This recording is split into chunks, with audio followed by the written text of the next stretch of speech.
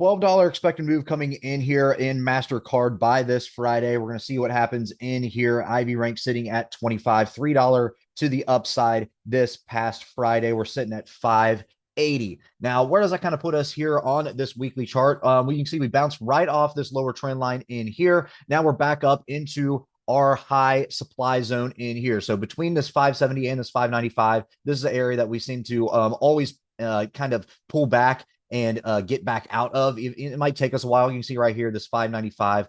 We broke out just a little bit for a couple weeks in here in August, and then just immediately just pull back and then back down below the 570. So we're going to see if this can hold once more, if we can, and then get back above the 595s. And we're looking at 600, 620, 640, etc. If not, then we're looking back down here at this lower trend line, which is currently trading right around that 563. Then we're looking at the 551 mark for our weekly charts in here. By your August, or I'm sorry, your October monthlies, it's right around a $22 expected move. And we do have earnings coming up at the end of October. So perhaps a little bit of a run, or I guess even if you want to be a contrarian, a pullback could be happening in here before we get to that earnings report. So we kind of keep that in mind as we're looking forward in here. But again, we're just going to be monitoring this 570 and this 595 area in here, this $25 range, to see what happens. But until then, we're just going to kind of just let this thing sit, let this thing see if it can hold this 9-day EMA, which is currently trading at the 577s,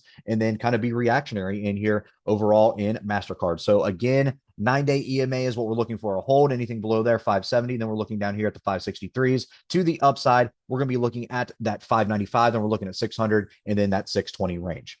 All right, guys, if you like this video, make sure to check us out on all of our social media. We also have a Discord service if you're interested, and you can find all of our socials in the description below.